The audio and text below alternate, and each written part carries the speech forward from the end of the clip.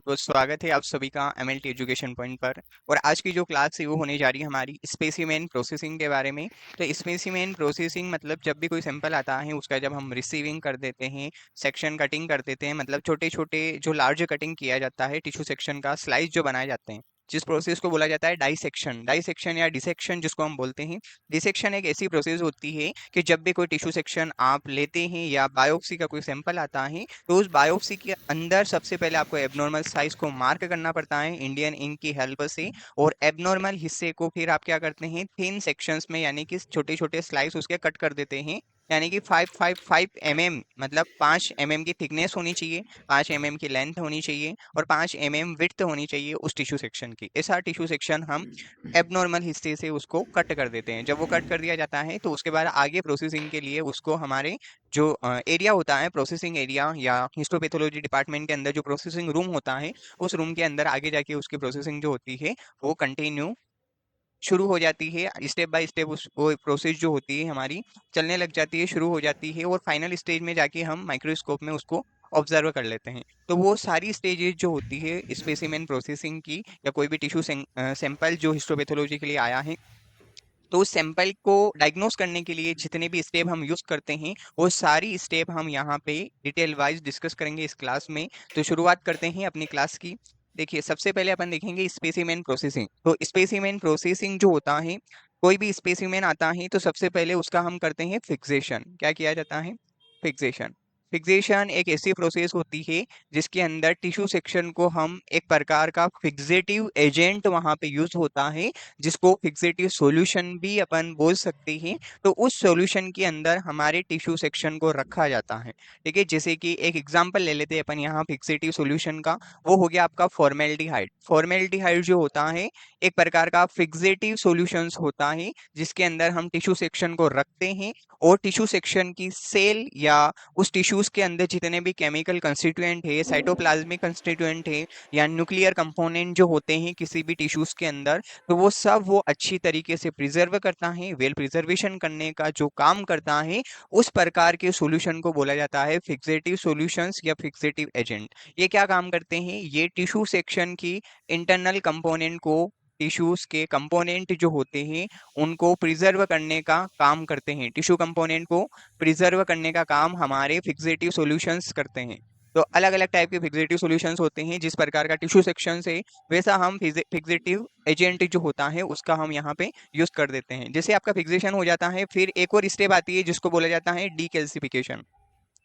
Decalcification decalcification एक ऐसी process होती है जिसके अंदर हम टिश्यू सेक्शन जो होता है उसके अंदर से या कोई भी ऑर्गन अगर आया है, बायोप्सी का कोई सैंपल आया है जो कि कैल्सिफाइड सैंपल है। कैल्सिफाइड सैंपल मतलब जिसके अंदर कैल्शियम जो होता है वो प्रेजेंट होता है, जैसे कि ट्यूबरकुलोसिस की कंडीशंस हो जाती है या पल्मोनरी डिसऑर्डर्स अगर पेशेंट को हो जाता है, तो ऐसी कंडीशंस में क्या होता है कि कैल्शियम आयंस जो होते हैं वो हमारे फेफड़ों के अंदर जमा होना शुरू हो जाते हैं। तो ऐसी कंडीशंस में उन फेफड़ों के अंदर से वहां से कैल्शियम हटाने के लिए अपन एक प्रकार के सॉल्यूशन का यूज करते हैं, जिस सॉल्यूशन को बोला जाता है डीकैल्सिफिकेशन सॉल्यूशंस। या कभी कभी हमारी बायोप्सी जो आती है, टिश्यू सैंपल की बायोप्सी जो आती है हिस्टोपैथोलॉजी डिपार्टमेंट में, तो उसके अंदर कभी कभी बोन्स आ जाते हैं, कोई टीथ का ऑर्गन आ गया है, टीथ सैंपल अगर आ गया है, तो ऐसी कंडीशंस में टीथ सैंपल और बोन सैंपल जो होते हैं वो काफी हार्ड सैंपल होते हैं, और वो इजीली हमारी जो निफ होती है या जो नाइफ होती है, हमारे माइक्रोटोम की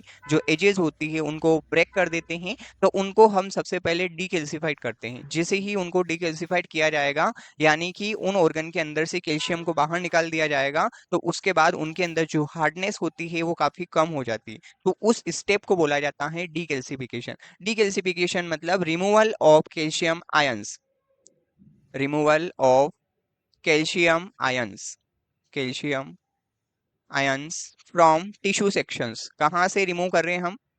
फ्रॉम टिश्यू या ऑर्गन या बायोप्सी। कोई भी ऑर्गन आया है, कोई बायोप्सी का सैंपल आया है और उसके अंदर अगर आपका कैल्शियम प्रेजेंट है, तो उस कैल्शियम को हमें बाहर निकालना पड़ेगा। क्यों निकालना पड़ेगा? क्योंकि इसकी वजह से टिश्यू सेक्शन हमारा हार्ड होगा। सबसे पहले उसको डेलिकेट किया जाएगा, नाजुक किया जाएगा, यानी कि वीक किया जाएगा। जैसे कैल्शियम ऑर्गन या बोन्स या टीथ से बाहर निकल गया है ना, तो वहां पे हार्डनेस जो होती है उन बायोप्सी सैंपल की वो काफी कम हो जाती है। तो ऐसे कोई एजेंट जो कैल्शियम को बाहर निकालने का काम करते हैं, तो उन सबको बोलते हैं अपन डीकैल्सिफिकेशन। अगर हमारा कैल्सिफाइड ऑर्गन आएगा यहाँ पे, तभी हम डीकैल्सिफिकेशन करेंगे, अदरवाइज हम फिक्सेशन के प्रोसेस के बाद आगे की स्टेप को हम शुरू कर देते हैं। तो सबसे पहले फिक्सेशन किया जाता है, फिर डीकैल्सिफिकेशन किया जाता है। इफ नेसेसरी, यदि आवश्यक हो तो ही डीकैल्सिफिकेशन करते हैं, अदरवाइज हम आगे की प्रोसेस जो होती है टिश्यू प्रोसेसिंग की, वो कंटिन्यू करते जाते हैं, स्टेप बाय स्टेप उस प्रोसीजर को हम फॉलो करते जाते हैं। तो यहाँ पे अगर कोई कैल्सिफाइड ऑर्गन आया है तो ही हम डीकैल्सिफिकेशन करेंगे, अदरवाइज फिक्सेशन के बाद हमारी टिश्यू प्रोसेसिंग की स्टेप जो होती है कंटिन्यूअसली चलती रहती है। तो फिक्सेटिव एजेंट का अंदर अपनों ने फॉर्मेल्डिहाइड का यूज किया था। यहाँ पे एक प्रकार का सॉल्यूशन आता है जिसको बोला जाता है फॉर्मिक एसिड। फॉर्मिक एसिड जो होता है वो आपका डीकैल्सिफाइड सॉल्यूशंस होता है। ऐसा कोई एजेंट जो टीथ या किसी ऑर्गन के अंदर से कैल्शियम को बाहर निकालने का काम करे, तो उसको अपन डीकैल्सिफाइड सॉल्यूशंस बोलते हैं। तो फॉर्मिक एसिड इसका एग्जांपल है। तो फॉर्मिक एसिड इसका यहाँ पे यूज किया जाता है। फॉर्मेल्डिहाइड अपन फिक्सेशन में यूज करते हैं, फॉर्मिक एसिड अपन डीकैल्सिफिकेशन में यूज करते हैं। एक और सॉल्यूशन होता है जिसका नाम होता है नाइट्रिक एसिड। तो नाइट्रिक एसिड भी आपका डीकैल्सिफिकेशन के अंदर यूज होता है। जब भी हमें किसी ऑर्गन के अंदर से कैल्शियम को बाहर निकालना है, तो वहां पे हम नाइट्रिक एसिड और फॉर्मिक एसिड जो होता है, इन दोनों सॉल्यूशन का हम यूज करते हैं। बहुत सारी मेथड होती है डीकैल्सिफिकेशन की। तो डीकैल्सिफिकेशन करने के लिए ऑर्गन को ऐसे सॉल्यूशन के अंदर रखा जाता है जो सॉल्यूशन उस ऑर्गन के अंदर से या उस टिश्यू के अंदर से कैल्शियम को बाहर निकालने का काम करे। तो उस पूरी प्रोसेस को बोला जाता है डीकैल्सिफिकेशन। तो जैसे ही आपका डीकैल्सिफिकेशन कंप्लीट हो जाता है, इसके बाद जो स्टेप आती है आपकी, वहां पे हम क्या करते हैं, डिहाइड्रेशन किया जाता है। यहाँ पे हम टिश्यू सेक्शन के अंदर से डिहाइड्रेशन करते हैं। और डिहाइड्रेशन आपका यहाँ इसलिए किया जाता है कि आप जो टिश्यू सेक्शन या आपका जो फिक्सेटिव करने के बाद टिश्यू सेक्शन के अंदर क्या होता है, वाटर आयंस प्रेजेंट होते हैं। हमारी हर एक सेल के अंदर वाटर आयंस प्रेजेंट है, क्योंकि हमारी बॉडी जो है वाटर से मिलके बनी हुई है। 70% हिस्सा हमारे शरीर का वाटर होता है। तो वाटर को बाहर निकालना जरूरी है, क्योंकि हम बायोप्सी का सैंपल ले रहे हैं पेशेंट का, और बायोप्सी का सैंपल जो है उसके अंदर भी बहुत सारी सेल्स है, बहुत सारे टिश्यूज है। और कोई भी सेल्स होती है तो उसके अंदर साइटोप्लाज्मिक फ्लूइड होता है जिसके अंदर वाटर प्रेजेंट होता है, न्यूक्लियर फ्लूइड होता है, वहां पे भी वाटर प्रेजेंट होता है। तो हर एक सेल के अंदर वाटर है, तो उस वाटर को अपन बाहर निकालते हैं। इसी वजह से यहाँ पे डिहाइड्रेशन की प्रोसेस जो होती है वो की जाती है। डिहाइड्रेशन करने के लिए हम अल्कोहल सॉल्यूशन का यूज करते हैं।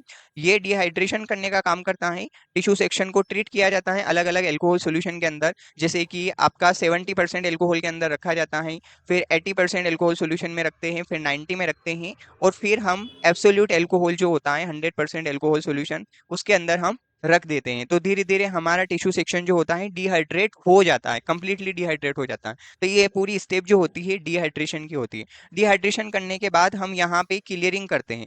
अब ये प्रोसेस जो होती है इसके अंदर क्या होता है कि जाइलिन जो होता है आपका एक प्रकार का क्लियरिंग एजेंट होता है, जाइलिन का यूज किया जाता है। और टोलुइन होता है, उसका भी हम यूज करते हैं। जाइलिन, टोलुइन, ये क्या होते हैं, ये क्लियरिंग एजेंट होते हैं। क्लियरिंग एजेंट मतलब हाइड्रोजन आयंस को कौन निकाल रहा है टिश्यू सेक्शन से या सेल से, वहां से हाइड्रोजन आयंस को निकालने के लिए हम अल्कोहल का यूज करते हैं। और अल्कोहल क्या करता है, अल्कोहल उस बायोप्सी सैंपल से या टिश्यू सेक्शन से जो 5 के साइज में आपने काटा था, उस टिश्यू सेक्शन के अंदर भी वाटर आयंस प्रेजेंट है, फिर उसको फिक्स्ड किया था, फिर अपनों ने उसको डीकैल्सिफाइड कर दिया। उसके बाद क्या होता है, यहाँ पे डिहाइड्रेशन किया जाता है। डिहाइड्रेशन के अंदर हम क्या करेंगे, ये सारे स्टेप के अंदर हम एटलीस्ट 30 सेकेंड रखते हैं, शॉर्ट टाइम पीरियड के लिए यहाँ पे रखा जाता है एल्कोहल सॉल्यूशन के अंदर टिश्यू सेक्शन को, ताकि एल्कोहल आयंस जो होते हैं या हाइड्रोजन आयंस को रिमूव करने का जो काम करते हैं वो होता है आपका अल्कोहल सॉल्यूशन। अल्कोहल क्या करता है, हाइड्रोजन आयंस को रिमूव कर देता है, वाटर आयंस को रिमूव कर देता है। तो उस पूरी प्रोसेस को बोला जाता है डिहाइड्रेशन। और डिहाइड्रेशन जब भी हम करेंगे ना, तो हाइड्रोजन आयंस तो बाहर निकल जाएंगे उस सेक्शन के अंदर से, लेकिन वहां पे एल्कोहल आयंस जो होते हैं वो प्रेजेंट हो जाते हैं। एल्कोहल वहां पे जमा होना शुरू हो जाता है। एल्कोहल जब टिश्यूज के अंदर जाएगा तभी हाइड्रोजन आयंस वहां से बाहर निकलेंगे। अब क्या होगा यहाँ पे, जैसे ही आपका एल्कोहल जब चला जाता है किसी टिश्यू सेक्शन के अंदर, तो वहां पे उस एल्कोहल को रिमूव करना भी बहुत इंपॉर्टेंट है। और उस पूरी प्रोसेस को बोला जाएगा डी एल्कोहलाइजेशन। जैसे डिहाइड्रेशन हो रहा था, वैसे डी एल्कोहलाइजेशन भी होता है। यानी कि एल्कोहल आयंस को रिमूव करने की जो प्रोसेस होती है उस प्रोसेस का नाम होता है डी एल्कोहलाइजेशन। अब यहाँ पे हम एक ऐसे एजेंट का यूज करेंगे जो वहां से एल्कोहल्स को बाहर निकाल दे। तो एल्कोहल को बाहर निकालने के लिए हम यहाँ पे क्लियरिंग एजेंट जिसको बोलते हैं, क्लियरिंग का मतलब होता है कि टिश्यू सेक्शन को क्लियर करना। क्लियर करना मतलब वहां पे जो अल्कोहल आयंस जो प्रेजेंट है, उन अल्कोहल आयंस को भी निकालने का काम करना, उसके लिए हम जाइलिन का यूज करते हैं। जाइलिन एक क्लियरिंग एजेंट होता है, बेस्ट क्लियरिंग एजेंट भी इसको बोला जाता है। सबसे अच्छे तरीके से क्लियर करने का जो काम करता है वो आपका जाइलिन होता है। तो जाइलिन यहाँ पे यूज किया जाता है, टोलुइन का भी यहाँ पे हम यूज करते हैं। तो ये दोनों क्या करते हैं, ये अल्कोहल आयंस को रिमूव करने का काम करते हैं। जैसे आपका डिहाइड्रेशन हो जाता है, क्लियरिंग हो जाता है, उसके बाद यहाँ पे एक प्रोसेस होती है एम्बेडिंग की। टिश्यू सेक्शन को अब हम क्या करेंगे, एम्बेडिंग करेंगे। एम्बेडिंग एक ऐसी प्रोसेस होती है जिसके अंदर हम एक एम्बेडिंग मीडिया का यूज करते हैं। एम्बेडिंग के अंदर क्या यूज किया जाता है, एम्बेडिंग मीडिया। एम्बेडिंग मीडिया जो होते हैं, एम्बेडिंग मीडिया का यहाँ यूज किया जाता है। एम्बेडिंग मीडिया हो गया आपके, जैसे कि सेलोइडिन होता है, सेलोइडिन। सेलोइडिन एक प्रकार का एम्बेडिंग मीडिया है जो कि हम नर्व टिश्यूज के लिए लगाते हैं। नर्व टिश्यूज या कहीं पे न्यूरॉन्स अगर है, न्यूरॉन्स के रिगार्डिंग जितने भी सैंपल आते हैं हमारे, जैसे ब्रेन हो गया, स्पाइनल कोड हो गया, तो ऐसे टिश्यू सेक्शन को हम सेलोइडिन के अंदर एम्बेडेड करते हैं। एम्बेडेड करना मतलब सुटेबल इन्वायरमेंट प्रोवाइड करना या सुटेबल हार्डनेस प्रोवाइड करने का जो काम करता है किसी टिश्यू सेक्शन को, तो उस मीडिया को बोला जाता है एम्बेडिंग मीडिया। ताकि हमारा आगे जाके जब माइक्रोटोमी की जाती है तब हमारा टिश्यू सेक्शन हार्ड होना चाहिए। हार्ड टिश्यू सेक्शन होगा तो ही हम उसका कट कर पाएंगे, अदरवाइज हम उसको कट नहीं कर पाएंगे। तो यहाँ पे क्या होता है, एम्बेडिंग मीडिया का यूज किया जाता है। एम्बेडिंग मीडिया अलग अलग टाइप के आते हैं, जैसे आपका एक होता है सेलोइडिन, एक होता है आपका पैराफिन वैक्स। पैराफिन वैक्स का भी यूज किया जाता है, ये भी एक प्रकार का एम्बेडिंग मीडिया होता है। और एक होता है आपका एलवीएन। एलवीएन मतलब लो विस्कोसिटी नाइट्रोसेल्यूलोज। तो ये आपका एम्बेडिंग मीडिया है। ये तीनों ही एम्बेडिंग मीडिया होते हैं। इन एम्बेडिंग मीडिया का हम यूज करते हैं हिस्टोपैथोलॉजी के अंदर। और एम्बेडिंग का मतलब होता है कि सुटेबल हार्डनेस प्रोवाइड करना टिश्यू सेक्शन को, सुटेबल हार्डनेस प्रोवाइड करने का ये काम करते हैं। आपका टिश्यू जो होता है काफी डेलिकेट होता है, डेलिकेट मतलब काफी नाजुक होता है। अब कोई भी टिश्यू अगर डेलिकेट होगा तो उसको काटने के लिए हमें सुटेबल हार्डनेस उसको प्रोवाइड करनी पड़ेगी। तो जैसा टिश्यू सेक्शन को हार्डनेस चाहिए जब भी कटिंग किया जाएगा, माइक्रोटोमी जब की जाएगी ना, तो माइक्रोटोमी में हमारा टिश्यू सेक्शन हार्ड होना जरूरी है। तो जितना हार्ड होना वो चाहिए उतनी ही हार्डनेस प्रोवाइड करने का जो काम करता है, वो हार्डनेस प्रोवाइड करने वाले एजेंट को बोलते हैं हम एम्बेडिंग एजेंट या एम्बेडिंग मीडिया। तो टिश्यू सेक्शन का किसी भी प्रकार से लॉस ना हो, ब्रेकडाउन ना हो, ऑटोलाइसिस उसके अंदर ना हो, कंटामिनेशन उसके अंदर ना हो, तो इन सारी प्रोसेस को रोकने का काम भी हमारा एम्बेडिंग मीडिया करता है। मीडिया मतलब एक ऐसा एनवायरनमेंट प्रोवाइड करना जिसके अंदर टिश्यू सेक्शन इजीली हमारा उसका जो मेंटेनेंस है वो हो पाए और वो सुटेबल लेवल पे हार्ड हो पाए, मजबूती उसके अंदर आ जाए।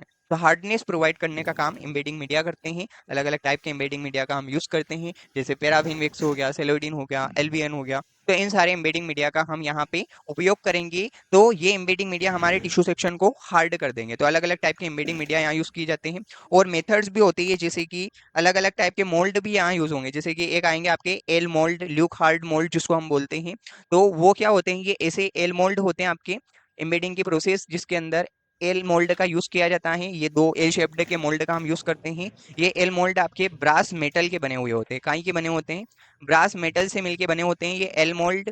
इन एल मोल्ड के अंदर हम क्या करते हैं, ये टिश्यू सेक्शन हो गया आपका, ये टिश्यू सेक्शन यहाँ पे रख दिया, ये इस साइज के हिसाब से अपनों ने एल मोल्ड को अरेंज कर दिया। अब क्या होगा, यहाँ पे हम पैराफिन वैक्स जो होता है, ये आपका ये एम्बेडिंग मीडिया पैराफिन वैक्स, यहाँ पे इस पैराफिन वैक्स को यूज किया जाएगा। ये पैराफिन वैक्स जो होता है सोलिडिफाई होता है एट द नॉर्मल टेम्परेचर, और ये इस प्रकार से आपका पैराफिन वैक्स बाथ आता है या वाटर बाथ जिसको हम बोलते हैं, उनका हम यूज करते हैं। पैराफिन वैक्स बात हो गया।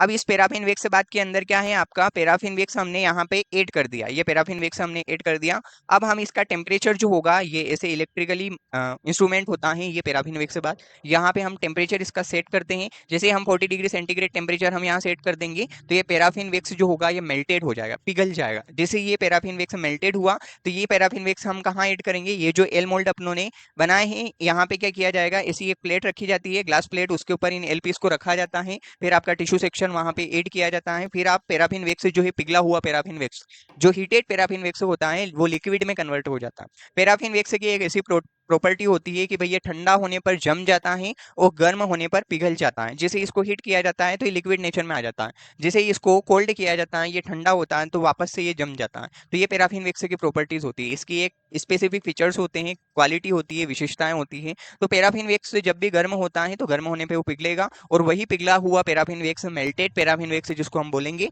वो पैराफिन वैक्स हम यहाँ पे ऐड कर देंगे। जैसे हम यहाँ ऐड करेंगे तो ये क्या होगा, जैसे ये नॉर्मल टेम्परेचर पे ऐड किया जा रहा है तो वापस से ये ये क्या हो जाएगा, ये पैराफिन वैक्स जब नॉर्मल टेम्परेचर पे आएगा यानी कि रूम टेम्परेचर पे आएगा तब ये वापस से जम जाएगा। अब जैसे ये जमेगा तो ये टिश्यू सेक्शन हमारा यहाँ है, हमने पैराफिन वैक्स को ऐड किया, अब ये पैराफिन वैक्स जो होगा ये इसके साथ इस प्रकार से सोलिडिफाई हो जाएगा और टिश्यू सेक्शन हमारा सोलिडिफाई हो जाएगा। जैसे पैराफिन वैक्स उससे अटैच होगा तो टिश्यू सेक्शन के आसपास क्या होगा, दोनों साइड चारों साइड जो रहेगा उसका पैराफिन वैक्स से जो होगा जमा हुआ पैराफिन वैक्स वहां पे अटैच हो जाएगा। जैसे ये अटैच हुआ तो ये क्या हो जाएगा, एक इसका पीस बन जाएगा, स्लाइस बन जाएगा। जैसे इस टिश्यू सेक्शन का पीस बना मतलब हार्डनेस इसके अंदर आ गई, मतलब उसको हम बोलेंगे ब्लॉक। ठीक है, टिश्यू ब्लॉक जिसको बोला जाएगा, इसको क्या बोला जाएगा, ब्लॉक। टिश्यू सेक्शन का यहाँ पे ब्लॉक कंप्लीट हो जाएगा, टिश्यू ब्लॉक हमारा बन जाएगा। और जैसे ही टिश्यू ब्लॉक यहाँ बना तो फिर हम क्या करेंगे, ये जो ब्रास मेटल के एलपीस अपनों ने अटैच करे थे, इन ब्रास मेटल के एलपीस को हम आसानी से बाहर निकाल सकते हैं और टिश्यू ब्लॉक जो होगा हमारा एक फॉर्म में आ जाएगा, फॉर्म में आ जाएगा। जैसे ही वो टिश्यू ब्लॉक फॉर्म में आया तो फिर अगली प्रोसेस जो आएगी यहाँ पे, ये पूरी इस प्रकार से आपका एम्बेडिंग कंप्लीट हो जाता है। एम्बेडिंग होने के बाद आप यहाँ पे करते हैं सेक्शन कटिंग। टिश्यू सेक्शन है उसका ब्लॉक बन गया है। अब जैसे टिश्यू सेक्शन का ब्लॉक बन गया है तो अगली प्रोसेस जो आएगी सेक्शन कटिंग की आएगी, यानी कि इस प्रोसेस को क्या बोला जाएगा, माइक्रोटोमी। माइक्रोटोमी एक ऐसी प्रोसेस होती है जिसके अंदर हम माइक्रोटोम का यूज करते हैं। और माइक्रोटोम क्या करते हैं, जितनी साइज में आपको टिश्यू सेक्शन की जरूरत होती है, जनरली हमें कितनी साइज में जरूरत होती है, हमें जरूरत होती है 3 to 5 माइक्रोन की। ठीक है, इस साइज में हम टिश्यू सेक्शन को कट करते हैं। तो ऐसी कोई मशीन जो टिश्यू सेक्शन को काफी थिन लेवल पे, छोटे छोटे लेवल पे काटने का काम करे, स्मॉल साइज में कट करने का काम करे, सही शेप में कट करने का काम करे, तो उस प्रकार के इंस्ट्रूमेंट को बोला जाता है माइक्रोटोम। और माइक्रोटोमी एक ऐसी प्रोसीजर होता है जिसकी हेल्प से हम, माइक्रोटोम की हेल्प से टिश्यू सेक्शन को जब हम काटते हैं तो उस पूरे प्रोसीजर को बोला जाता है माइक्रोटोमी। माइक्रोटोमी एक टेक्निक से है और माइक्रोटोम एक इंस्ट्रूमेंट है। माइक्रोटोमी के अंदर माइक्रोटोम का यूज किया जाता है। तो माइक्रोटोमी एक ऐसी प्रोसेस होती है जिसके अंदर हम टिश्यू सेक्शन को इस साइज में 3 to 5 माइक्रोन की साइज में हम इजीली कट कर सकते हैं। माइक्रोटोम के अंदर हम सेटअप करके रख देते हैं, जितनी साइज में हमें टिश्यू सेक्शन की जरूरत होती है वैसा साइज में टिश्यू सेक्शन काटने का जो काम करता है वो होता है आपका माइक्रोटोम। अलग अलग टाइप के माइक्रोटोम यहाँ पे यूज किए जाते हैं, जैसे कि रोटरी माइक्रोटोम होता है, रोटरी माइक्रोटोम। एक क्रायोस्टेट माइक्रोटोम होता है जो कि अर्जेंट बायोप्सी के अंदर जिस प्रकार के माइक्रोटोम का हम यूज करते हैं तो क्रायोस्टेट माइक्रोटोम उसको बोला जाता है। एक फ्रीजिंग माइक्रोटोम होता है, फ्रीज किया जाता है टिश्यू सेक्शन को, फ्रीजिंग माइक्रोटोम। तो अलग अलग टाइप के माइक्रोटोम होते हैं, मोस्ट कॉमनली हम रोटरी माइक्रोटोम का ही यूज करते हैं। तो ये जो इस साइज में टिश्यू सेक्शन को कट कर रहा है, यहाँ पहले 3 to 5 mm में था। ठीक है, जब भी हमने यहाँ पे पहले टिश्यू सेक्शन को हमने क्या किया था, 3 to 5 mm में नहीं था, 5 mm के अंदर आपका टिश्यू सेक्शन था। और उस 5 mm के टिश्यू सेक्शन को फिर हम यहाँ पे 3 to 5 माइक्रोमीटर की साइज में कट करेंगे। तो ये इस प्रकार से हमारा टिश्यू सेक्शन जो होता है वो कट होता है। माइक्रोटोमी पूरा प्रोसीजर होता है जो कि यूज किया जाता है, माइक्रोटोम वहां पे यूज किया जाता है। और माइक्रोटोम की हेल्प से टिश्यू सेक्शन को काफी स्मॉलेस्ट साइज यानी कि 3 to 5 माइक्रोमीटर की साइज में उसको कट करने का काम करता है। रिबन फॉर्म हमारे यहाँ बनता है, रोटरी माइक्रोटोम जब हम यूज करते हैं तो एक रिबन फॉर्म आपका बनता है। तो टिश्यू सेक्शन जो होता है वो आपको इजीली कट हो जाता है माइक्रोटोम की हेल्प से। अब माइक्रोटोमी जब हो जाता है फिर हम स्टेनिंग करते हैं। स्टेनिंग जो होती है, स्टेनिंग काफी इंपॉर्टेंट प्रोसेस होती है हिस्टोपैथोलॉजी के अंदर। स्टेनिंग के अंदर हम अलग अलग टाइप की डाइस का यूज करते हैं। स्टेनिंग के अंदर डाइस का यूज किया जाता है। डाइस मतलब कलर प्रोड्यूसिंग एजेंट, ऐसा कोई एजेंट जो कलर प्रोड्यूस करता है उस कलर प्रोड्यूसिंग एजेंट को बोला जाता है डाइस। तो कलर प्रोड्यूसिंग एजेंट जो होते हैं उनको हम डाइस बोलते हैं। तो अलग अलग टाइप की डाइज आपकी यूज होती है स्टेनिंग के अंदर। स्टेनिंग के भी अलग अलग टाइप्स होते हैं, जैसे कि रूटीन स्टेनिंग होती है, फिर स्पेशल स्टेनिंग होती है। तो अलग अलग टाइप की स्टेनिंग होती है। अपन यहाँ पे स्टेनिंग के दो एग्जांपल देख लेते हैं। जैसे कि एक रूटीन स्टेनिंग होती है, रूटीन स्टेनिंग होती है आपकी H&E, मतलब कि हिमेटोजाइलिन और इयोसिन जो स्टेन है वो आपकी रूटीन स्टेन है, डेली बेसिस पे जिसका हम यूज करते हैं उस स्टेनिंग का नाम होता है हिमेटोजाइलिन और इयोसिन स्टेनिंग जिसको हम बोलते हैं। वैसे ही आपकी एक स्पेशल स्टेन होती है। स्पेशल स्टेन का मतलब होता है कि भाई ऐसी कोई स्टेन जो कि किसी भी पर्टिकुलर कंपोनेंट को स्टेन करने का काम करे, तो उस स्टेनिंग को बोलते हैं हम स्पेशल स्टेन। स्पेशल स्टेन मतलब भाई वो स्पेशल है, वो उसी के लिए यूज होती है, किसी और के लिए अपन उसका यूज नहीं कर सकते। तो उस प्रकार की स्टेन को बोला जाता है स्पेशल स्टेन। जैसे कि आपकी एक पास स्टेन होती है, पेरियोडिक एसिड शेप स्टेन जिसको हम बोलते हैं, वो एक स्पेशल स्टेन होती है जो कि कार्बोहाइड्रेट के लिए अपन लगाते हैं। किसके लिए लगाते हैं इसको, कार्बोहाइड्रेट या ग्लाइकोजन के लिए जिसको हम लगाते हैं, तो उस स्टेन का नाम है पेरियोडिक एसिड शेप स्टेन। ठीक है, म्यूसिक आर्मिन स्टेन होती है जो कि म्यूसिन के लिए लगाई जाती है, कार्बोहाइड्रेट कंपाउंड्स के ही टाइप होते हैं म्यूसिन, तो उसके लिए हम लगाते हैं। और भी आपकी यूज होती है, जैसे कि फैट स्टेनिंग होती है, एक फैट के लिए अपन लगाते हैं ऑयल रेड ओ स्टेन, ऑयल रेड ओ स्टेन होती है। ऑयल ओ रेड स्टेन भी इसको बोलते हैं, और ऑयल रेड ओ स्टेन भी इसको बोला जाता है। तो ये स्टेन होती है, ये आपकी फैट के लिए यूज होती है, तो फैट की एक स्पेशल स्टेन है। तो वैसे ही क्या होता है कि एच एंड डी जो होती है कॉमन स्टेन है, रूटीनली हम इसका यूज करते हैं, और इसकी हेल्प से हम किसी भी कंपोनेंट को आइडेंटिफाई कर सकते हैं। वैसे ही अगर आपको किसी टिश्यू सेक्शन के अंदर स्पेशल चीज को डिटेक्ट करना है, जैसे कार्बोहाइड्रेट प्रेजेंट होता है, तो कार्बोहाइड्रेट को अगर आपको देखना है तो उसके लिए पीएस स्टेन लगानी पड़ेगी, periodic acid shape stain use होती है, जो कि कार्बोहाइड्रेट के लिए लगती है। फैट स्टेन होती है ऑयल ओ रेड या ऑयल रेड ओ स्टेन जिसको हम बोलते हैं, तो फैट स्टेनिंग यहाँ पे यूज होती है। तो फैट स्टेनिंग जो होती है, अगर किसी टिश्यू सेक्शन के अंदर सिर्फ और सिर्फ आपको फैट को डिटेक्ट करना है, तो उसके लिए फिर आपको उसकी स्पेशल स्टेनिंग लगानी पड़ेगी। और कॉमन स्टेनिंग की हेल्प से सारी चीजें अपन देख सकते हैं जो कॉमनली यूज होती है, जनरली रूटीन जिसका यूज किया जाता है वो होती है आपकी एच एंड ई स्टेन, हिमेटोजाइलिन और इओसिन स्टेन।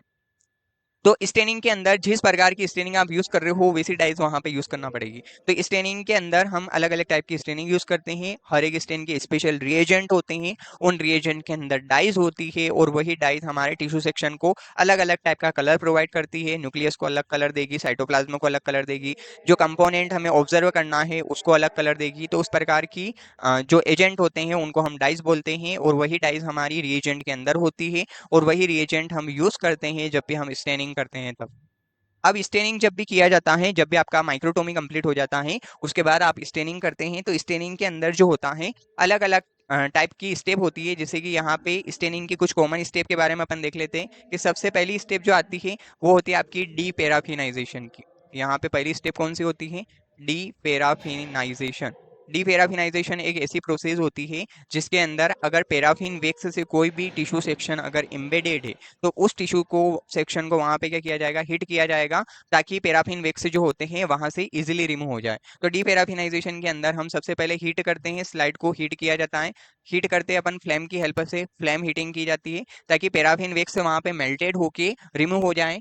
और उसके बाद हम यहाँ पे इसको जाइलिन के अंदर रख देते हैं। जाइलिन की हेल्प से क्या होता है कि पैराफिन वैक्स जो होता है इजीली रिमूव हो जाता है। तो ये डीपैराफिनाइजेशन एक ऐसी प्रोसेस होती है कि टिश्यू सेक्शन से हमें पैराफिन वैक्स को बाहर निकालना है, और पैराफिन वैक्स को बाहर निकालने के लिए उसको स्लाइड को हीट करना पड़ेगा। फोर्सेप्स की हेल्प से अपन पकड़ते हैं, जो फ्लेम होता है बर्नर, बुनसन बर्नर जिसका हम यूज करते हैं, वहां से फायरिंग जो होती है, यानी कि आग जो होती है, फ्लेम जो होती है वो बाहर निकलती है। फिर हम स्लाइड को फोर्सेप्स की हेल्प से पकड़ते हैं, फिर उसको हीट किया जाता है। जैसे हीट किया जाएगा तो पैराफिन वैक्स टिश्यू सेक्शन से बाहर निकल जाएगा। उसके बाद अगर वहां से नहीं निकला तो फिर भी हम एक एजेंट का यूज करते हैं, जिस एजेंट का नाम होता है क्लियरिंग एजेंट, और वो होता है आपका जाइलिन। जाइलिन पैराफिन वैक्स को बाहर निकाल देता है। तो डीपैराफिनाइजेशन किया जाता है। उसके बाद टिश्यू का यहाँ पे रिहाइड्रेशन किया जाता है। डीपैराफिनाइजेशन के बाद जो प्रोसेस आती है उस प्रोसेस का नाम होता है रिहाइड्रेशन।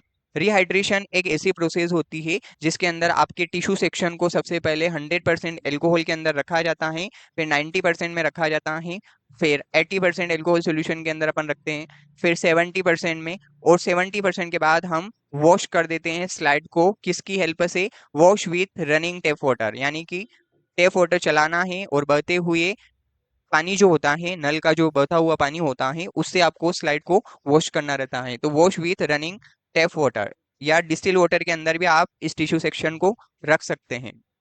ठीक है, डिस्टिल वाटर जो होता है उसके अंदर भी हम इजीली टिश्यू सेक्शन को रखेंगे, तब हमारा स्मीयर जो होता है पूरा रिहाइड्रेट हो जाता है। रिहाइड्रेट मतलब adding of hydrogen ions. Hydrogen ions को अपन यहाँ ऐड करते हैं, और अलग अलग टाइप के अल्कोहल सॉल्यूशन के अंदर यहाँ पे स्लाइड को रखा जाता है, यानी कि टिश्यू सेक्शन को रखा जाता है। उसके बाद फाइनल स्टेप में हम वॉश कर देते हैं। तो ये पूरी प्रोसेस जो आती है, ये पूरी प्रोसेस होती है आपकी रिहाइड्रेशन की। रिहाइड्रेशन करना इसलिए जरूरी है क्योंकि जब भी हम डीपैराफिनाइजेशन करते हैं, यानी कि हीटिंग जब हम करते हैं और जाइलिन से हम क्लियर कर देते हैं, तो हमारा टिश्यू सेक्शन ड्राई हो जाता है। उस ड्राइनेस की वजह से क्या होता है, जैसे ड्राइनेस होगी टिश्यू सेक्शन के अंदर, तो फिर वो स्टेनिंग करेंगे ना अपन, तो उस स्टेनिंग के टाइम पे हमें कुछ ना कुछ प्रॉब्लम आएगी, या फिर हम एक्यूरेट लेवल पे उसका डायग्नोसिस नहीं कर पाएंगे। तो उस हाइड्रोजन आयंस को वहां पे ऐड करने के लिए हम अलग अलग टाइप के अल्कोहल सॉल्यूशन में रखेंगे। पहले हाई लेवल के सॉल्यूशन में रखा जाएगा, फिर लो, फिर लो, फिर लो। उसके बाद फाइनल स्टेप में हम वॉश कर देंगे रनिंग टेप वाटर से, यानी कि टेप वाटर की हेल्प से हमें कंप्लीटली टिश्यू सेक्शन को हाइड्रेट करना है। उसके बाद डिस्टिल वाटर जो होता है, डिस्टिल वाटर का भी हम उपयोग कर सकते हैं।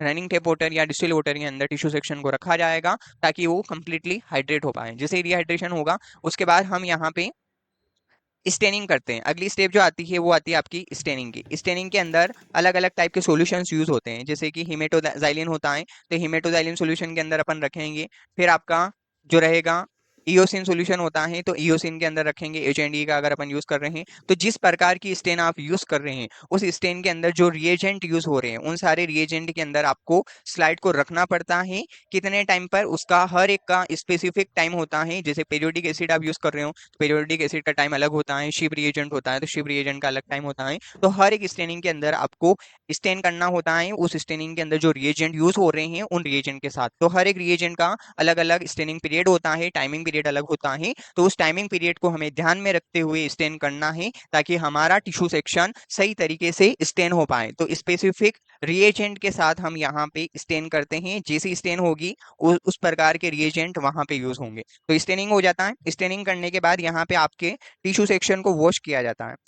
स्टेनिंग के बाद वॉशिंग किया जाता है। वॉशिंग करने के लिए हम वापस से टैप वाटर का यूज करते हैं, वॉश करते हैं रनिंग टैप वाटर से। और वॉश करने के बाद क्या होता है कि जो एक्सेसिव रिएजेंट जो होते हैं, ज्यादा एब्जॉर्ब अगर किया है टिश्यू सेक्शन ने, जितना रिएजेंट एब्जॉर्ब वो कर पाया है वो सारे एब्जॉर्प्शन वहां हो जाएगा। एक्सेसिव अमाउंट में जो रिएजेंट होगा उस टिश्यू सेक्शन के ऊपर वो सारा वॉश करेंगे तो वो सारे एक्सेसिव रिएजेंट वहां से रिमूव हो जाएंगे। तो उस प्रोसेस को बोला जाएगा वॉशिंग। वॉशिंग प्रोसेस के अंदर आप डिस्टिल वाटर का भी यूज कर सकते हैं या फिर रनिंग टेप वाटर से भी आप उस स्मीयर को वॉश कर सकते हैं। जैसे आपका वॉशिंग किया जाता है तो वॉशिंग के अंदर हाइड्रोजन आयंस जो होते हैं, वाटर के अंदर जो हाइड्रोजन आयंस प्रेजेंट होते हैं वो आपके टिश्यू सेक्शन के अंदर ऐड हो जाते हैं। जैसे ही वो ऐड होंगे तो उन हाइड्रोजन आयंस को रिमूव करने के लिए भी आपका यहाँ पे डिहाइड्रेशन किया जाता है।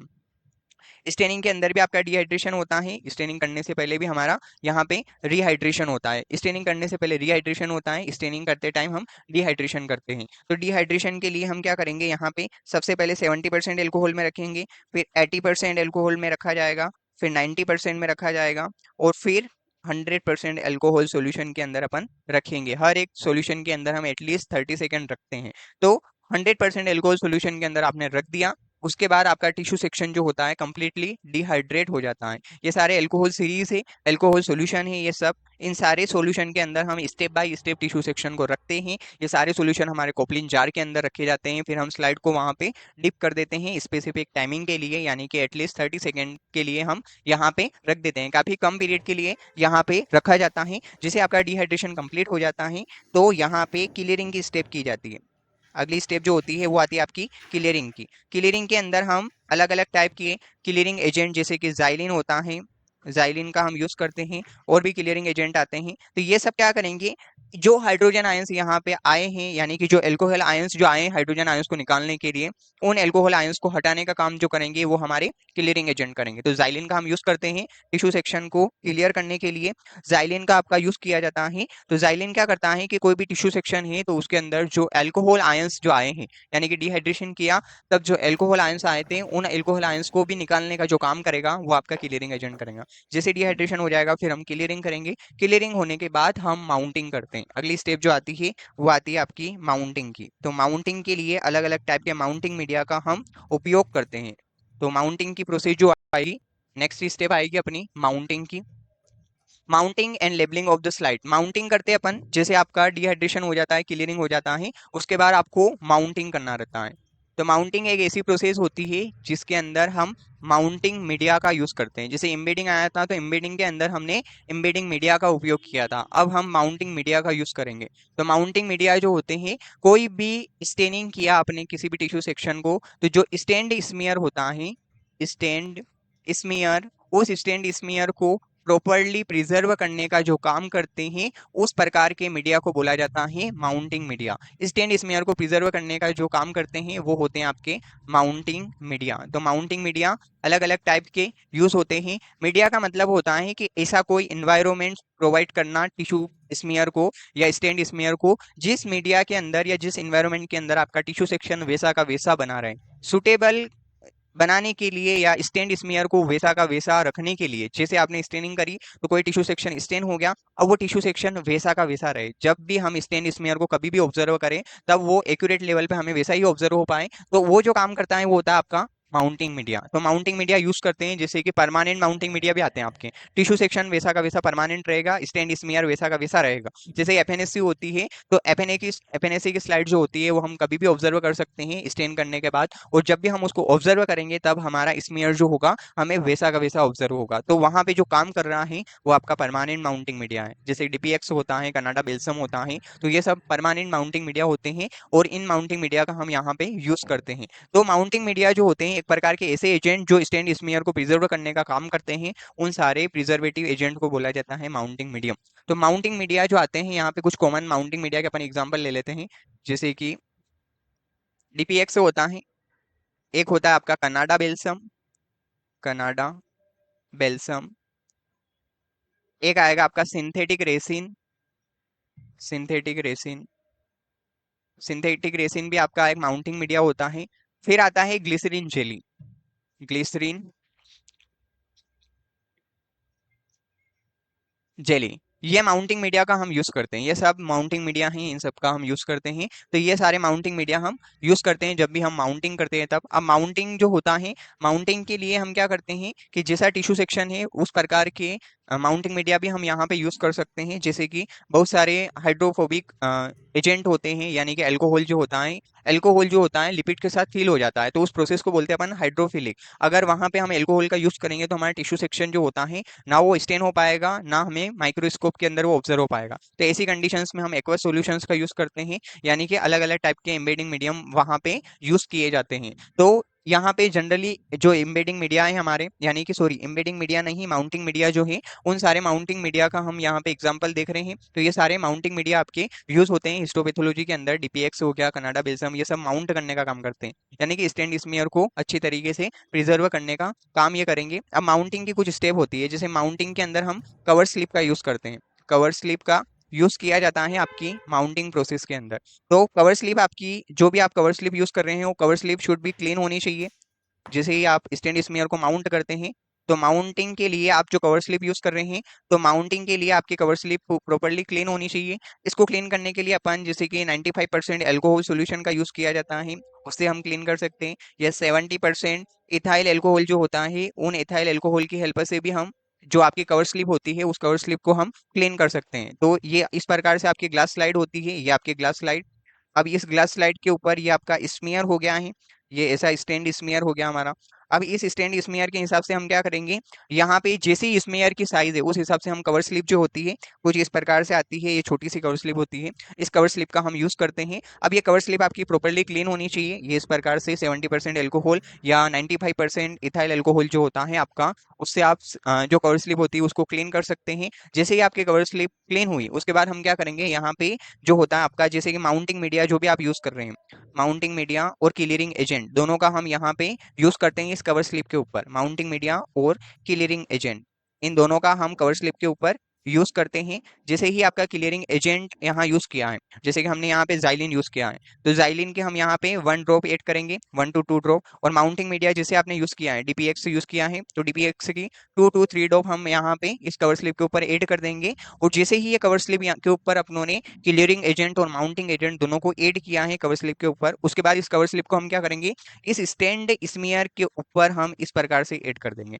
तो ये आपकी कवर स्लिप जो हो गई है, ये आपकी कवर स्लिप हो गई है, ये कवर स्लिप आपने इस स्टैंड स्मीयर के ऊपर रख दी है। और इस स्टैंड स्मीयर के ऊपर रखने से पहले इस कवर स्लिप के ऊपर माउंटिंग मीडिया और क्लियरिंग एजेंट जो है दोनों को रखा जाएगा। उसके बाद कवर स्लिप को स्टैंड स्मीयर यानी कि स्लाइड के ऊपर जो स्मीयर स्टेन हुआ है उसके ऊपर इस प्रकार से हम थंब की हेल्प से रख देते हैं, अटैच कर देते हैं, हल्का सा प्रेस यहाँ किया जाता है, जैसे आपका स्मीयर जो होता है कवर स्लिप हो जाता है। इस पूरी प्रोसेस को बोला जाता है माउंटिंग और कवर स्लिपिंग, यानी कि क्लियरिंग और माउंटिंग की स्टेप जो है अपनों ने देख ली है कि स्मीयर जो होता है उसको क्लियर कैसे किया जाता है और माउंट कैसे किया जाता है। माउंटिंग मीडिया को रखना है कवर स्लिप के ऊपर, और जो स्टैंड स्मीयर है उस हिसाब से आप कवर स्लिप सेलेक्ट करते हैं, कवर स्लिप के ऊपर आप माउंटिंग मीडिया और क्लियरिंग एजेंट दोनों को रख देते हैं। उसके बाद आप उस स्मीयर को माइक्रोस्कोप के अंदर देख लेते हैं। तो ये पूरी प्रोसेस आती है। इसके बाद अगली जो स्टेप आती है आपकी माउंटिंग और क्लियरिंग होने के बाद, यानी कि क्लियरिंग जैसे आपका कंप्लीट हुआ है, क्लियरिंग के लिए आप जाइलिन ऐड करोगी कवर स्लिप के ऊपर, और जाइलिन को ऐड करने के बाद आप माउंटिंग मीडिया को वहां पे ऐड करोगी, माउंटिंग किया जाएगा। तो माउंटिंग के लिए जो भी आप माउंटिंग मीडिया आप यूज कर रहे हैं उस माउंटिंग मीडिया को वहां पे ऐड करना है। ये माउंटिंग मीडिया अपनों ने ऐड कर दिया है, जैसे कि यहाँ पे आपने डीपीएक्स को ऐड किया। तो जैसे आपका माउंटिंग मीडिया आपने ऐड किया उसके बाद आपको क्या करना है, इस स्लाइड को माइक्रोस्कोप के अंदर देखना रहता है। जैसे ही आप माउंटिंग मीडिया और क्लीनिंग एजेंट को कवर स्लिप के ऊपर डालते हैं, ऐड करते हैं, वैसे आप जो स्टेंड स्मीयर है उसके ऊपर कवर स्लिप को हमें अटैच करना है, हल्का सा थंब की हेल्प से प्रेस करना है। उसके बाद इस स्लाइड को हमें माइक्रोस्कोप में देखना है। तो ये पूरी प्रोसेस यहाँ होती है। इसके बाद अगली स्टेप जो आती है आपकी माइक्रोस्कोपिकली ऑब्जर्वेशन की आती है। तो यहाँ पे अलग अलग टाइप की स्टेनिंग अपन देख लेते हैं। जैसे स्टेनिंग आप यूज करते हो उस प्रकार का यहाँ पे ऑब्जर्वेशन होता है। ये तीनों स्टेनिंग के बारे में अपन यहाँ देखेंगे स्लाइड को। सबसे पहले अपन देखते हैं ये आपकी H and D staining, haematoxylin और इयोसिन स्टेन जिसको हम बोलते हैं। इस स्टेन का माइक्रोस्कोपिकली ऑब्जर्वेशन हम यहाँ देख रहे हैं।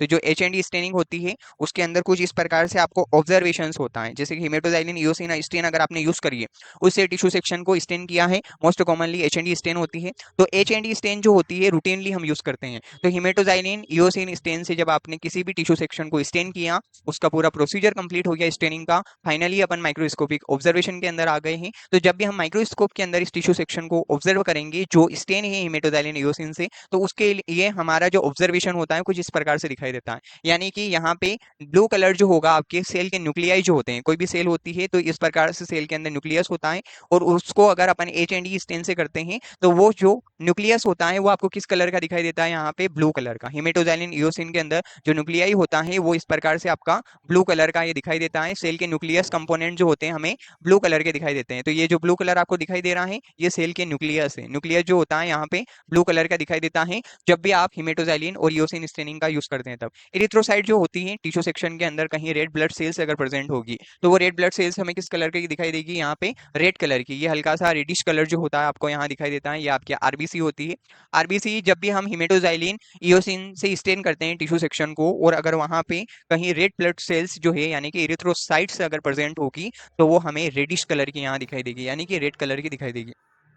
उसके बाद मसल्स होते हैं, कनेक्टिव टिश्यूज होते हैं और साइटोप्लाज्मा होता है। सेल के अंदर किसी भी टिश्यू सेक्शन के अंदर जो सेल होती है और वहां पे अगर आपके मसल्स जो है प्रेजेंट है, मस्कुलर फाइबर्स अगर प्रेजेंट है, यानी कि कनेक्टिव टिश्यू जो होता है, कनेक्टिव टिश्यूज के अंदर अगर मसल्स फाइबर्स होते हैं वो अगर प्रेजेंट है या कनेक्टिव टिश्यूज अगर प्रेजेंट है, और साइटोप्लाज्म जो होगा, साइटोप्लाज्म और कनेक्टिव टिश्यू और मसल्स जो होते हैं वो हमें पिंक कलर के दिखाई देते हैं। पिंकिश कलर जो होता है ये इस प्रकार से हल्का सा पिंकिश कलर जो होता है हमें यहाँ दिखाई देता है। तो ये इस प्रकार से पिंकिश कलर की फॉर्म में हमारा जो रहता है साइटोप्लाज्म यहाँ पे दिखाई देता है। इरिथ्रोसाइट रेड कलर की दिखाई देगी, हिमेटोजाइलिन स्टेन से आप स्टेन करोगे और माइक्रोस्कोप में देखोगे तब। न्यूक्लियस आपको ब्लू कलर का दिखाई देगा, सेल के अंदर जो न्यूक्लियाई होंगी वो ब्लू कलर के दिखेंगे। मसल्स, कनेक्टिव टिश्यू और साइटोप्लाज्म जो है आपको किस कलर का दिखाई देगा, पिंक कलर का दिखाई देगा, पिंकिश कलर की अपीयरेंस वो करेगा। तो हिमेटोजाइलिन इयोसिन का माइक्रोस्कोपिकली ऑब्जर्वेशन इस प्रकार से होता है।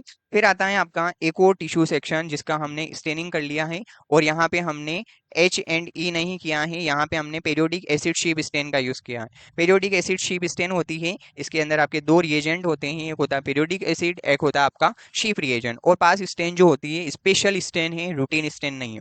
स्पेशल स्टेन आपकी ये यूज होगी कार्बोहाइड्रेट कंपाउंड के लिए। जब भी टिश्यू सेक्शन के अंदर से आपको कार्बोहाइड्रेट को देखना होगा तब आपको पास स्टेनिंग का यूज करना होता है। तो पेरियोडिक एसिड जो होती है वो आपके कार्बोहाइड्रेट के लिए यूज होती है, ग्लाइकोजन के लिए यूज होती है। तो periodic acid Schiff stain positive substance यानी कि कार्बोहाइड्रेट अगर वहां प्रेजेंट होगा तो ऐसी कंडीशंस में वो पर्पल रेड और मैग्नेटा कलर जो होता है वो शो करेगा। ये पर्पल रेड कलर दिखाई दे रहा है हमें। तो ये सब किसकी इंडिकेशन है, ये सब आपकी कार्बोहाइड्रेट की, कि भाई ये कार्बोहाइड्रेट प्रेजेंट है यहाँ पे। कार्बोहाइड्रेट कंपाउंड यानी कि सेकेराइड कंपाउंड जो होंगे अगर वो प्रेजेंट होंगे तो पर्पल कलर का हमारा टिश्यू सेक्शन जो होगा हमें वहां दिखाई देगा। पास पॉजिटिव सब्सटेंसेज अगर प्रेजेंट है टिश्यू सेक्शन के अंदर तो वो पर्पल कलर का शो करेंगे, वहां पे कलर अपीयरेंस जो होगी वो पर्पल कलर की दिखाई देगी हमें माइक्रोस्कोप के अंदर। न्यूक्लियाई यहाँ पे भी आपके ब्लू कलर के होते हैं, न्यूक्लियाई इसके अंदर भी आपके ब्लू कलर के थे। तो टिश्यू सेक्शन जो है उसके अंदर न्यूक्लियस अगर कहीं पे प्रेजेंट होगा तो वो इस प्रकार से ब्लूइश कलर का आपको यहाँ दिखाई देगा। ये हर जगह ब्लू कलर की अपीयरेंस हो रही है। ब्लू कलर की अपीयरेंस आपके न्यूक्लियस को दिखा दे रही है कि ये टिश्यू सेक्शन के अंदर जो न्यूक्लियाई है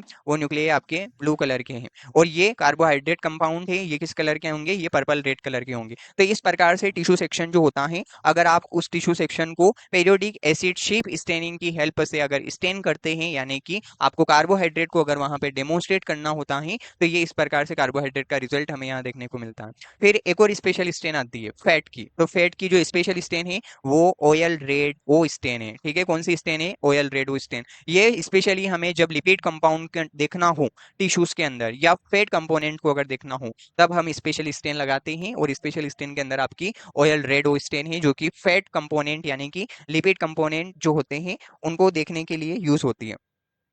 अब फेट स्टेनिंग जो होती है, फेट पॉजिटिव सब्सटेंस जो होंगे जो वो हमें ब्राइट रेड कलर के दिखाई देंगे, ऑरेंज टू रेड कलर जो होता है हल्का सा, ये इस प्रकार से दिखाई देता है टिश्यू सेक्शन आपका। यहाँ पे ये देख लेते हैं अपन स्लाइड को।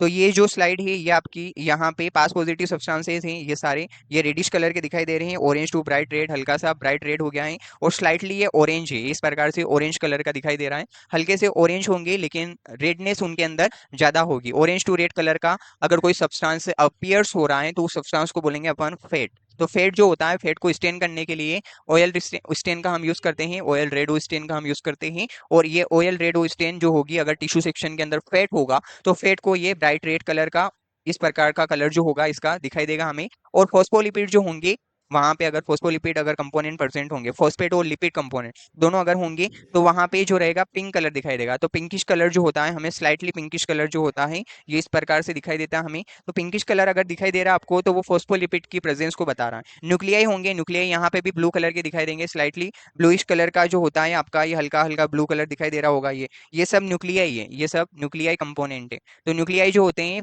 लिपिड स्टेन के अंदर भी आपके ब्लू कलर के दिखाई देते हैं। और अदर सब्सटेंसेस वो ब्राउन कलर के होंगे, ये सारे अदर सब्सटेंसेस सेल के अंदर या टिश्यूज के अंदर कोई और भी अदर कंपोनेंट अगर वहां प्रेजेंट होंगे तो ये पेल ब्राउन कलर के, हल्के से ब्राउन कलर के जो होंगे ये दिखाई देंगे। तो इस प्रकार से हमारी तीनों स्टेनिंग का ऑब्जर्वेशन होता है, तीनों स्टेनिंग का रिजल्ट जो होता है हमें कुछ इस प्रकार से दिखाई देता है। तो ये दोनों ही स्पेशल स्टेन है, पास स्टेन और ऑयल रेड स्टेन, ये दोनों स्पेशल स्टेन है।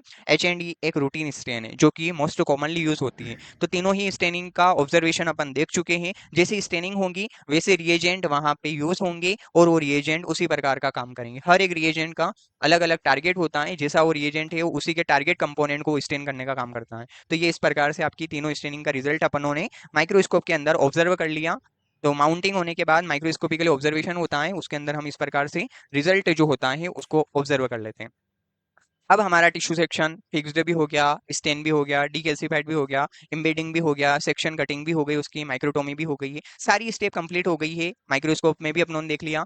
अब जब भी आपका फाइनली ऑब्जर्वेशन हो जाता है उसके बाद हमें क्या करना पड़ता है, रिकॉर्ड मेंटेन करना पड़ता है। अब मैनेजमेंट आता है आपका साइटोपैथोलॉजी और हिस्टोपैथोलॉजी, दोनों के अंदर रिकॉर्ड जो होता है वो मेंटेन करना पड़ता है। और हिस्टोपैथोलॉजी के अंदर जब भी हम रिकॉर्ड मेंटेनेंस करते हैं तो कुछ की पॉइंट उसके होते हैं, कुछ ध्यान रखने की बातें होती हैं। उन सारे रिकॉर्ड पॉइंट को यानी कि सारे पॉइंट को कौन कौन से रिकॉर्ड करने हमें, वो सारे पॉइंट अपन यहाँ पे देख लेते हैं। जब भी रिजल्ट हो जाता है, माइक्रोस्कोपिकली ऑब्जर्वेशन हो जाता है, उसके बाद हम क्या करते हैं, जैसे ही आपकी ये स्लाइड है, ये इस प्रकार से आपकी स्लाइड होती है, स्टैंड स्मीयर होता है आपका, ये स्टैंड स्मीयर हो गया हमारा।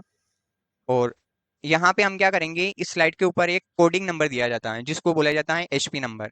यहाँ पे क्या होता है, हिस्टोपैथोलॉजिकल नंबर जो है पेशेंट का, हिस्टोपैथोलॉजी नंबर, उस पैथोलॉजी नंबर को यहाँ पे ऐड करेंगे अपन, या बारकोड जो होता है उसको हम अटैच कर देते हैं। तो ये हिस्टोपैथोलॉजिकल नंबर हमारी स्लाइड के ऊपर लेबल होना चाहिए। कोई भी स्लाइड है आपकी, जो भी आप स्टेनिंग कर रहे हैं तो स्लाइड के ऊपर एक नंबर अटैच किया जाता है, उस नंबर को बोला जाता है हिस्टोपैथोलॉजी नंबर या पेशेंट आइडेंटिफिकेशन नंबर जिसको हम बोलते हैं। इसका एक और नाम होता है पेशेंट आइडेंटिफिकेशन नंबर। कोई भी स्लाइड होती है तो उस स्लाइड के ऊपर एक स्पेशल पेशेंट आइडेंटिफिकेशन नंबर जो होता है वो हम ऐड कर देते हैं। आइडेंटिफिकेशन नंबर आपके यहाँ पे अटैच किए जाते हैं, जिसकी हेल्प से आप इजीली पेशेंट की जो होती है स्लाइड उसको आप आइडेंटिफाई कर पाते हैं। तो उसको बोलते हैं अपन एचपी नंबर, हिस्टोपैथोलॉजिकल नंबर या पेशेंट आइडेंटिफिकेशन नंबर। तो ये हर एक स्लाइड के ऊपर आपके लेबल होते हैं, तो स्लाइड के ऊपर लेबल करना है हमें अच्छी तरीके से आइडेंटिफिकेशन नंबर। उसके बाद यहाँ पे क्या किया जाता है, रिकॉर्ड मेंटेनेंस के अंदर जो रिजल्ट आया पेशेंट का, रिजल्ट देखा जाता है। पेशेंट रिजल्ट जो है, जैसे कि अगर आपको वहां पे किसी भी टिश्यू सेक्शन के अंदर अगर मेलिग्नेंसी डिटेक्ट हुआ है, जैसे कि एफएनएससी का सैंपल हो गया,